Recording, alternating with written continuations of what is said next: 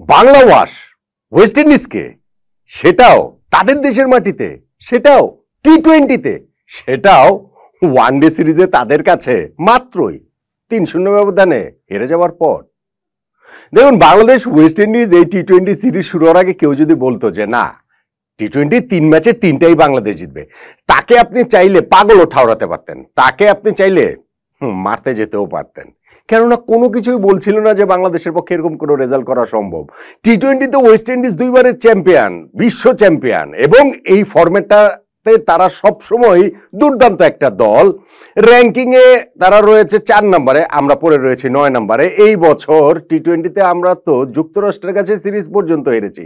So আমরা কিভাবে ওই রকম ভাবে ওয়ানডে সিরিজে 3টা ম্যাচে বিধ্বস্ত হওয়ার পর, নিজেরা মানে হোয়াইট ওয়াশ হওয়ার পরে টি-20 সিরিজে ওয়েস্ট ইন্ডিজকে বাংলা ওয়াশ করব? কিন্তু ভাই, ক্রিকেট খেলাটা তো এইরকমই, এইখানে মাঝে মাঝে এমন বিনোদনদায়ী সারপ্রাইজ আমাদের জন্য অপেক্ষা করে থাকে, আমাদের ক্রিকেটার আমাদের জন্য নিয়ে আসেন, সেইটাই বোধহয় খারাপ সময়ের রসদ যোগায়। টি-20 সিরিজে এক্স্যাক্টলি সেই কাজটাই হলো। আমাদের ক্রিকেট দল ওয়েস্ট ইন্ডিজকে 3 ম্যাচের 3টাতেই আসলে হারিয়ে দিয়ে এই সিরিজটা আমরা জিতে নিলাম 3-0 ব্যবধানে, বাংলা ওয়াশ করলাম ক্যারিবিয়ানদের। এই যে ম্যাচটা, সেই যে তৃতীয় ম্যাচ, যেই ম্যাচে তুলনামূলক সহজ জয়, বড় জয় আমরা পেয়েছি, একেবারে 80 রানের জয় পেয়েছি, সেখানটাতে আপনি টার্নিং পয়েন্ট কোনটাকে বলবেন? দেখুন, প্রথম ম্যাচে হচ্ছে গিয়ে আমরা 3টা ম্যাচে আমরা আগে ব্যাটিং করেছি। প্রথম ম্যাচে 147 রান করে 7 রানে জিতেছি। সেকেন্ড ম্যাচে আমরা 129 রান করে 27 রানে জিতেছি। আর এই লাস্ট ম্যাচটাতে যখন আমরা 189 রান করলাম, সেখানটাতে আমরা 80 রানে জিতেছিল। অনেক সহজ জয়। প্রথম 2 ম্যাচে প্রথম ইনিংস শেষে মনে হয়নি বাংলাদেশ জিতবে, বা ওই সম্ভাবনার জায়গাটা এত উজ্জ্বল ছিল না। কিন্তু এই ম্যাচে সেই সম্ভাবনার জায়গাটা প্রবল হয়ে ওঠে যখন আমরা ওই 189 রান তুলে ফেলেছিলাম, এবং সেইটা খুবই ঘটনাবহুল 189। কিভাবে ঘটনাবহুল? দেখুন, এই ম্যাচটাতে যিনি শেষ পর্যন্ত অপরাজিত ছিলেন, ওইখানটাতে 41 বলে 72 রানের একটা দুর্দান্ত ইনিংস, ঝলমলে একটা ইনিংস খেলেছেন, সেই জাকের আলী অনিক তো 3-3বার আউট হতে পারতেন, 3-3বার আউট হয়ে গিয়েছিলেন। ইনফ্যাক্ট একবার তো তিনি ড্রেসিং রুমেই চলে গিয়েছিলাম, সেইখান থেকে তাকে আবার ডেকে আনা হয় যখন তার রান মাত্র 18। সেই জাকের আলী অনিক শেষে গিয়ে ওরকম একটা বিধ্বংসী ইনিংস খেললেন, সেটাই তো ডিফারেন্সটা মেক করে দিল নাকি? যখন আমরা আগে ব্যাটিং করতে নামলাম 3টা ম্যাচে আমাদের তাই হয়েছে। প্রথম 2টা ম্যাচে ওয়েস্ট ইন্ডিজের ক্যাপ্টেন রোবম্যান পাওয়েল টসে জিতে আমাদেরকে ব্যাটিং পেটাচ্ছেন, আর আজকে আমাদের ক্যাপ্টেন লিটন দাস নিজে টসে জিতে সেই আগে ব্যাটিংটা আমরা নিয়েছি, এবং আমাদের আজকের শুরুটা হয়েছে অসাধারণ, দুর্দান্ত। প্রতিটা ম্যাচে আমাদের হচ্ছে শুরুটা নড়বড়ে হয়, এবং সেইখানটাতে ক্যাপ্টেন লিটন দাসের একটা ভূমিকা থাকে আমাদের নড়বড়ে শুরুর পেছনে। কিন্তু আজকে লিটন দাস এবং সৌম্য সরকারের ইনজুরির কারণে যিনি একাদশে এসেছেন, সেই পারভেজ হোসেন ইমন, দুইজনের কি অসাধারণ শুরু করেছিলেন।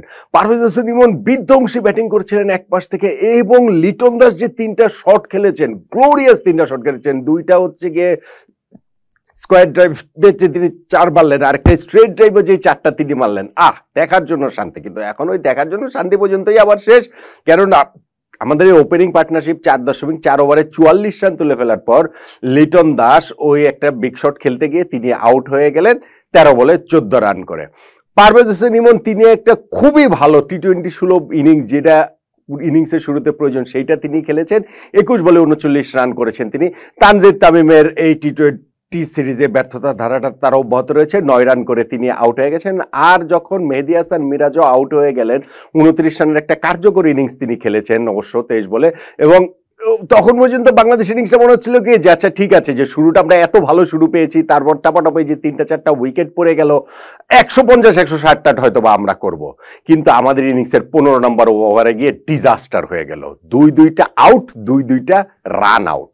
এবং সেইটার মধ্যে যেটা বলছিলাম যে জাকের আলী অনিককে তাকে তিনি মানে ড্রেসিং রুমে ফেরত চলে গিয়েছিলেন, সেইখান থেকে তাকে ফেরত মানে আবার এনে ক্রিজে নিয়ে আসা হয়েছে। সেটা কিভাবে?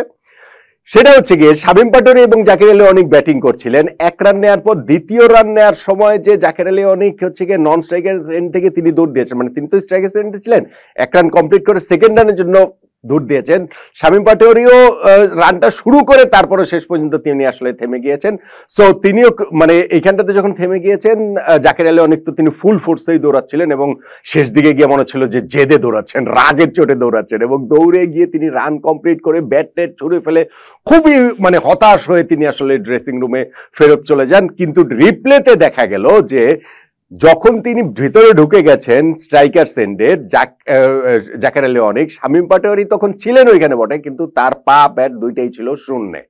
ফলে ওইখানটাতে মনে হচ্ছিল জাকের আলী অনেক রান আউট হয়েছেন, কিন্তু না, রান আউট হয়েছেন আসলে শামীম পাটোয়ারি। গত ম্যাচটাতে যিনি ম্যান অফ দ্য ম্যাচ, প্রথম ম্যাচও যিনি দুর্দান্ত ব্যাটিং করেছেন, ফলে এইটাতেই মনে হচ্ছিল যে জাকের আলী অনেকের তিনি যদি একটা ভালো ইনিংস খেলতে না পারেন তাহলে তার জন্য কিন্তু এই রান আউটের দাগ মুছে ফেলাটা টাফ হবে। এবং এক বল পরে আবার ভুল বোঝাবুঝিতে শেখ মাহিদিও রান আউট হয়ে গেছেন। জাকের আলী অনেকের কিন্তু ভিলে নেওয়ার সকল রাস্তা তখন খোলা, কিন্তু তিনি নায়ক হয়ে উঠলেন। এই সময় তার রান ছিল 18। ইনফ্যাক্ট যখন তার 8 রান তখনই তিনি একটা ক্যাচ দিয়েছিলেন এবং সেই ক্যাচটা হচ্ছে গিয়ে ওইখান থেকে ওভার ব্যাট করে তিনি আসলে ক্যাচটা ধরে রাখতে পারেননি। আর এরপরে আরো একবার যখন তার কত 44 রান মনে হয়, ওই সময় হচ্ছে গিয়ে 50 আগে, ওই সময়টাতে গিয়ে তিনি একটা হচ্ছে গিয়ে আউট হয়ে গিয়েছিলেন। মানে ওইখানটাতে হচ্ছে গিয়ে উইকেট আম্পায়ার আউট দেননি, কিপার নিকোলাস পুরান হচ্ছে গিয়ে ওইখানটাতে রিভিউ নেওয়ার মতো অবস্থাতে ছিলেন, বলছিলেন, কিন্তু ওইটাতে দেখা গেল যে ফ্রন্ট ফুট নো বল হয়ে গিয়েছে। কিন্তু আবার রিপ্লেতে দেখা গেছে যে সেইটা যদি নো বল না হতো, যদি ওরা রিভিউ নিত, তাহলে একেবারে মিডল স্ট্যাম্পে গিয়ে লাগছিল।